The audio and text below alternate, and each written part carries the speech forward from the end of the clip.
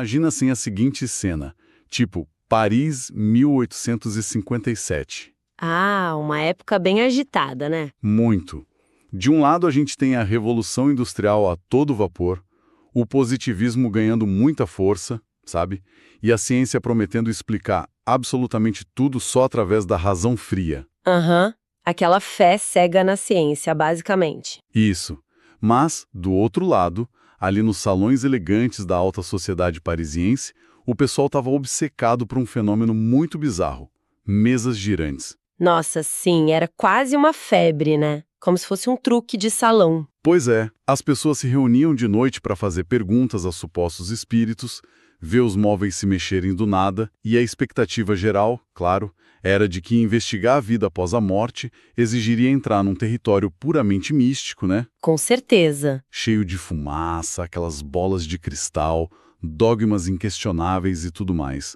E o que a história nos mostra é que, via de regra, sempre existiu um abismo cultural gigantesco aí. Como assim um abismo? Tipo, de um lado, a academia metódica que ignorava qualquer coisa que não pudesse ser colocada, sei lá, num tubo de ensaio. Ah, sim, se não dá pra medir, não existe. Exato. E do outro lado, a fé cega que não aceitava nenhum tipo de questionamento nem exigia evidências.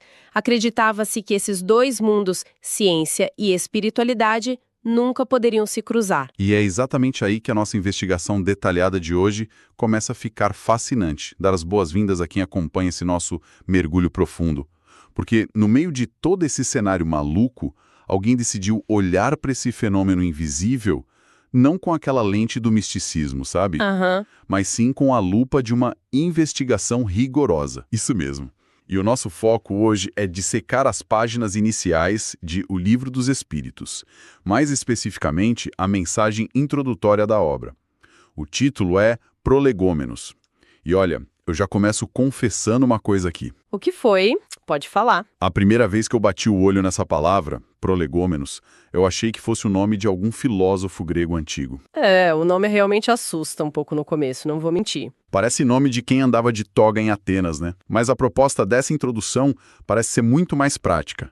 Qual é, afinal, o papel real de um texto com um nome tão imponente assim logo na abertura? Então, a palavra pode soar super acadêmica e intimidar um pouco, mas o propósito é incrivelmente funcional.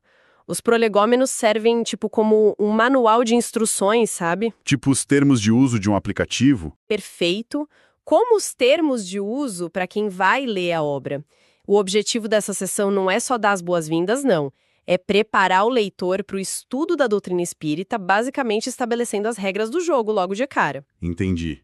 E que regras seriam essas? O texto deixa muito claro que o entendimento daquele material exige um olhar analítico, porque a obra se propõe a esclarecer aquelas questões que assombram a humanidade desde que a gente começou a olhar para as estrelas. Do tipo de onde viemos e para onde vamos. Exatamente. O que é a alma, o que acontece na vida futura e qual é o propósito das leis divinas. E a introdução já dá o aviso, não dá para acessar esse conhecimento com uma postura de aceitação crédula ou puramente mística. Nossa, e eu estava lendo a documentação sobre como esse livro foi montado e isso me pegou muito de surpresa. Porque o texto relata que Allan Kardec, que foi o responsável pela obra, ele não sentou numa cadeira, olhou para o teto e começou a psicografar o que vinha na própria cabeça. É um erro muito comum achar isso, inclusive. Pois é, ele não atuou como um filósofo isolado criando teorias. A organização do livro é descrita de uma forma que lembra muito o método científico. Mas como exatamente funcionava esse processo na prática? Especialmente considerando que a gente está falando do século XIX, né?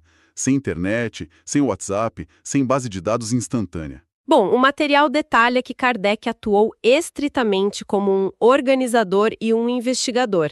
Ele reuniu as respostas que foram dadas por aqueles que o livro chama de espíritos superiores. Certo. Mas o ponto crucial aí é como ele fez isso. Ele aplicou um método que era totalmente focado na comparação constante. Comparação de textos. Isso. Kardec enviava perguntas idênticas para diferentes grupos de médiuns, em diferentes cidades e até em outros países. Peraí, ele mandava a mesma pergunta para pessoas que não tinham contato nenhum umas com as outras? Exatamente, essas pessoas não se conheciam de jeito nenhum. Aí ele recebia os manuscritos de volta e cruzava as informações. Caramba, isso dá um trabalho absurdo. Muito. Pensa só, se uma entidade lá em Paris afirmava uma coisa, ele não colocava no livro direto. Ele engavetava a informação até ver se a mesma resposta chegava de forma totalmente independente por um médium na Itália ou na Suíça. Olha, a pesquisa documentada descreve isso quase como um esboço do que a gente hoje em dia chamaria de estudo duplo cego, não é? É fascinante pensar no Kardec agindo quase como um editor-chefe de uma revista científica super rigorosa, fazendo tipo uma revisão por pares dessas mensagens.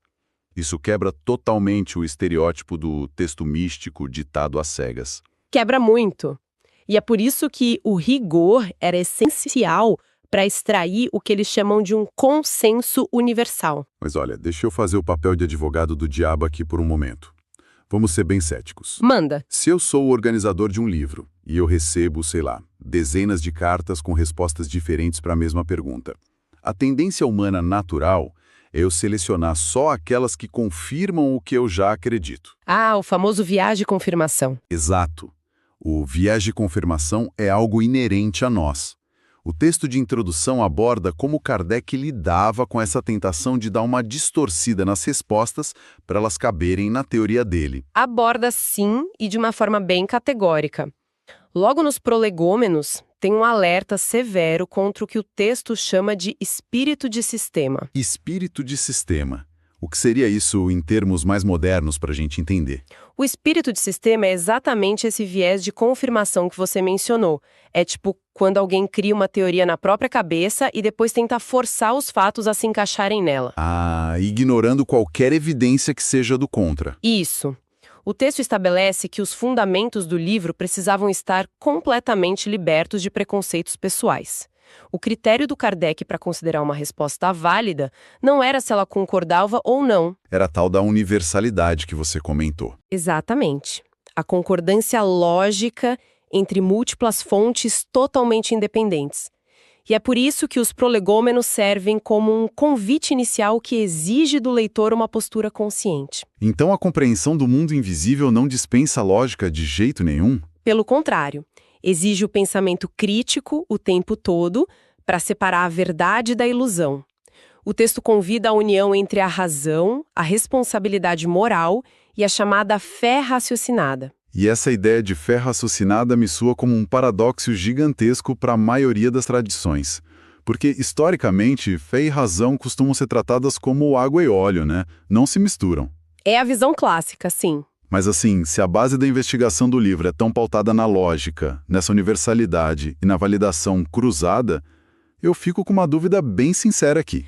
Qual dúvida? Lendo algumas partes sobre a origem das coisas, os mistérios do universo, o livro frequentemente diz que certas coisas ainda não podem ser compreendidas pela humanidade. Sim, isso acontece bastante no texto. Então, se esses espíritos superiores têm as respostas para tudo, e o método é tão transparente e lógico, por que manter o mistério?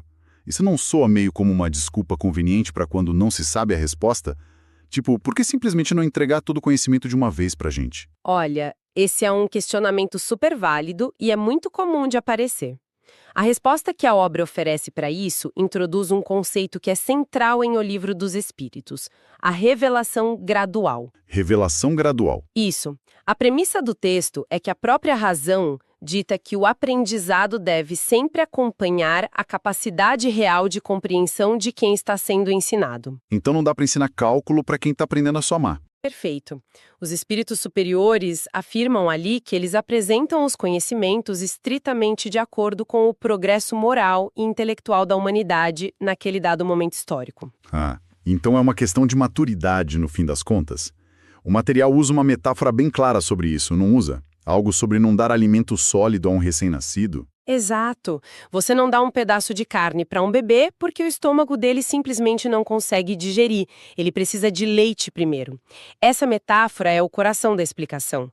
O material argumenta que tentar forçar um entendimento universal sem que haja uma base ética e cognitiva para suportar isso seria um desastre. O progresso intelectual e o moral precisam andar de mãos dadas, então. Exatamente. Precisam caminhar juntos. Trazendo isso para a nossa realidade de hoje, fica muito fácil visualizar o perigo do intelecto sem a moral.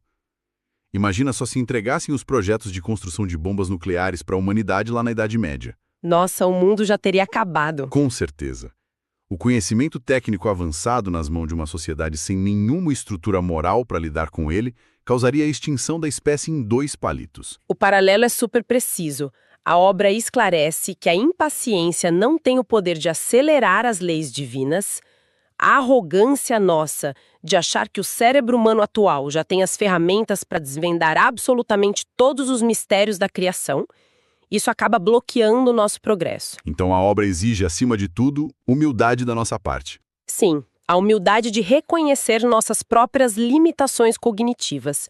É por isso que os espíritos dosam a instrução, preparando o terreno Para a semente do autoconhecimento frutificar no tempo certo. Exato. Eles explicam o que a humanidade tem a capacidade de assimilar de forma útil agora e deixam velado aquilo que no momento causaria só confusão ou seria usado para fins egoístas. O que, parando para pensar, nos leva a um confronto direto com a forma como a gente consome informação hoje em dia. Nós estamos tão acostumados a digitar qualquer pergunta num buscador e ter a resposta em, sei lá, milissegundos. Verdade. Se a página demora 3 segundos para carregar, a gente já fecha e fica irritado. Pois é, a ideia de que o universo tem um ritmo próprio de revelação, que não está nem aí para nossa pressa, exige um choque de humildade colossal da nossa parte. Exige muito. E essa mudança de perspectiva tem um impacto profundo na forma como o texto nos convida a enxergar a vida diária. Em que sentido? Bom, ao aceitarmos nossas limitações e compreendermos que existe um tempo certo, um ritmo gradual para o aprendizado, a nossa visão sobre as dificuldades terrenas se altera por completo. O livro propõe que as dores, as frustrações, as perdas, elas não são punições aleatórias enviadas por um universo vingativo. Espera, se não são punições, o que elas são segundo o livro dos Espíritos? São ferramentas educacionais. Elas são parte integral desse processo gradual de ensino. E é aí que reside a força de alento do texto. O caráter da obra é descrito como imensamente consolador diante das dores e dúvidas existenciais. Justamente porque oferece uma explicação lógica para o sofrimento, né? Isso. A consciência de que a alma é imortal e de que essas aflições presentes têm um propósito educativo, um propósito de fortalecimento íntimo, isso tira o peso do desespero. O sofrimento deixa de ser um beco sem saída e passa a ser um mecanismo de lapidação. Olha, tem uma imagem nos prolegômenos que tenta explicar essa mecânica de lapidação visualmente. Eu achei muito interessante. O texto fala sobre o emblema desenhado pelos próprios espíritos superiores, a cepa de vinha ou a videira. Ah, sim, essa analogia é riquíssima. Eu achei muito rica, mas confesso que precisei ler 2 vezes para entender quem é quem nessa história. Porque a alegoria diz assim, o corpo material é a cepa, que é aquele tronco duro. A alma é o bago da uva. E o espírito é o licor escondido lá dentro da uva. É uma separação bem poética e profunda dos nossos elementos. E aí diz que o ser humano, através do trabalho e das provações, faz a destilação disso. Mas como a gente pode traduzir essa mecânica de destilação para situações reais? Como que a dor extrai esse licor na prática? Pensa na videira como o ambiente da nossa existência material. O bago da uva é você, a sua consciência imersa nesse mundo físico agora. E o licor é a sua essência mais pura, a sabedoria e a virtude que residem em potência dentro do seu espírito. Certo. E onde entra a dor nessa história? A dor é a prensa. A prensa que vai esmagar a uva para extrair esse licor. Representa os atritos da vida diária, as nossas provações. Ou seja, traduzindo, a prensa é aquele chefe abusivo, é a crise financeira que tira o sono da gente no meio da noite, é a perda repentina de alguém importante ou até uma doença que limita o corpo. Exato. Sob a ótica da obra, quando a pessoa sofre essa pressão das adversidades, ela é forçada a reagir. A dor e o trabalho árduo impõem uma escolha íntima. Uma escolha de como lidar com a prensa. Isso. A pessoa pode se revoltar, virar alguém amargo e estacionar. Ou ela pode usar essa pressão absurda para desenvolver paciência, resiliência, empatia. Quando ela escolhe esse segundo caminho, O sofrimento atua como um filtro. Exatamente. As ilusões materiais e o nosso orgulho vão sendo deixados para trás como se fosse o bagaço da uva. E o que sobra, o que realmente é extraído de nós, é o líquor purificado do espírito. Cara, essa imagem da destilação muda totalmente a abordagem que a gente tem diante dos problemas. Em vez de ficar perguntando por que isso está acontecendo comigo, a pergunta mais produtiva, seguindo essa filosofia, seria: o que eu devo destilar dessa situação? É uma virada de chave gigantesca, sim. Sim. A consolação que o livro promete não é a promessa mágica de que a dor vai sumir amanhã. É a certeza de que a dor tem uma utilidade funcional. É um laboratório de aprimoramento contínuo para a prática do bem. E vale notar que o texto aponta que muitas dessas provações, essas prensas que a gente passa, muitas vezes são escolhas prévias do próprio espírito antes de encarnar, ou são necessidades atreladas às leis de causa e efeito para impulsionar um progresso que estava estagnado. O verdadeiro conhecimento espiritual ali não é para formar teóricos debatendo em salão chique, né? É para conduzir à transformação interior mesmo. Exato. Tudo deve convergir para a prática incessante do bem. Mas aí me surge outra questão fundamental. Se a destilação das nossas dores tem como objetivo o aperfeiçoamento moral e a prática do bem, quem dita o que é esse bem? Como assim? Bom, o que impede gente de criar interpretações completamente distorcidas sobre o que é uma conduta moral elevada? Qual é o referencial, o padrão ouro, que a obra manda a gente buscar nesse processo todo de purificação? O texto é muito direto quanto a isso. Nos prolegômenos e ao longo de todo o corpo da obra, esse esforço de evolução é conectado ao papel de Jesus.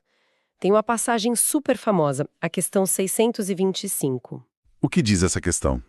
Nela, os espíritos superiores respondem de forma bem sucinta que Jesus é o guia e o modelo mais perfeito oferecido por Deus à humanidade. Ele é o parâmetro moral. Espera um momento. Deixa eu ver se eu entendi. Nós começamos a nossa conversa falando sobre um método quase científico. Revisão por pares, cruzamento de dados de fontes independentes, crítica racional, alerta contra vieses. Tudo isso. E agora a conclusão da obra invoca Jesus. Isso não contradiz toda a premissa investigativa e transforma o Livro dos Espíritos em só mais uma vertente de religião tradicional cheia de ritos? É muito, muito importante observar como a figura de Jesus é abordada no contexto da obra para a gente não cair em confusão conceitual. O texto não posiciona os ensinamentos dele sob aquela lente dogmática que gerou tantas guerras ao longo dos séculos. Então ele não é apresentado como uma figura de adoração passiva. Não, Jesus não é o centro de rituais engessados ou de hierarquias de poder. Ele é descrito como a mais pura expressão da lei natural. Lei natural. Sim, pensa assim, existem as leis da física que regem a gravidade, certo? A obra argumenta que também existem leis morais imutáveis que regem a evolução do espírito. E a ética vivida por ele seria a aplicação dessa lei. Perfeito. O amor incondicional, o perdão à caridade, tudo isso é apresentado como o ápice, o manual prático perfeito dessa lei moral cósmica. O objetivo principal da obra não é criar sectarismo. Sabe que eu notei isso lendo os prolegômenos? Os autores ali são bem incisivos sobre as disputas religiosas. Eles usam até termos meio fortes, pedindo para o leitor deixar de lado o que eles chamam de miseráveis questões de palavras. Essa frase é fortíssima. Miseráveis questões de palavras. É uma crítica bem dura a quem gasta energia brigando por interpretação de texto sagrado ou formalidade de culto, enquanto ignora o básico, que é ajudar quem está do lado. A crítica é exatamente essa. O objetivo do livro é unir os seres humanos num sentimento prático, de amor e caridade. Essas miseráveis questões de palavras são as brigas sobre quem tem o templo mais bonito, qual é o jeito certo de rezar, qual dogma é mais puro. Isso tira o foco do que importa. Na ética cristã aplicada. Não é uma religião nova disputando fiéis. A proposta é que o ensino ético de Jesus seja visto como sistema operacional definitivo para o convívio humano. Cara, isso parece ser o que dá liga a tudo que a gente discutiu hoje.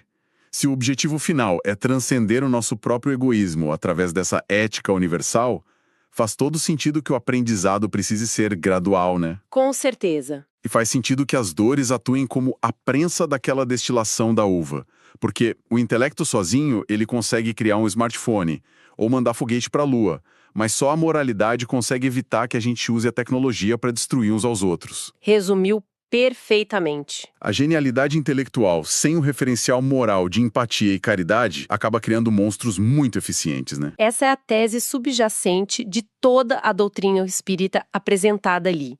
O progresso puramente intelectual é inevitável. A gente sempre vai descobrir tecnologia nova. Mas o progresso moral não vem de brinde. Não mesmo. Ele depende do esforço individual, da vontade de passar pelas aflições da vida sem perder a essência generosa. Então, os prolegômenos servem como esse chamado vibrante. Eles avisam, olha, você vai entrar em contato com leis profundas sobre a imortalidade, mas esse conhecimento será totalmente estéril se não resultar em uma mudança prática no seu caráter e na forma como você trata o outro. Eu chamado para o autoconhecimento e a renovação íntima mesmo. Chegando ao fim do nosso mergulho de hoje, é impressionante ver como uma introdução consegue condensar tantas camadas. É um texto pequeno, mas de uma profundidade absurda. Sim, a gente começou desconstruindo o estereótipo do misticismo cego, compreendendo aquela organização metodológica do Kardec que exigiu um cruzamento de dados imenso para afastar o viés pessoal. Passamos pelo embate com a nossa própria impaciência, né? Ao percebermos que as leis universais revelam as coisas de forma gradual, respeitando a nossa maturidade. E aí avançamos para essa compreensão consoladora do sofrimento, através da analogia da videira, onde o peso da vida atua como a prensa necessária para a destilação do espírito. Tudo isso culminando em Jesus como grande modelo de conduta espiritual, sem rituais vazios, focando na solidariedade e no amor prático. É um percurso que começa na lógica implacável e termina inevitavelmente na transformação de quem lê. E para amarrarmos tudo isso como uma reflexão final, vamos voltar à imagem da videira e do processo de destilação. Aquela da uva sendo prensada. Essa mesma. A pressão diária está aí para todo mundo. São os atritos no trabalho, são as ansiedades, as perdas, os conflitos inevitáveis que a gente tem na convivência humana. A prensa nunca para de funcionar. O peso está sempre lá. Então a questão que a leitura dos prolegômenos deixa ecoando é a seguinte: diante de toda essa força esmagadora dos desafios cotidianos, qual é a gota de licor, qual sabedoria, empatia ou resiliência que cada um de nós está escolhendo destilar das próprias atitudes hoje? Agradeço muito a companhia de quem escutou e acompanhou a gente até aqui. Que a curiosidade por entender essas conexões profundas continuem sempre nos movendo para a prática do bem. Um grande abraço e até a próxima análise profunda.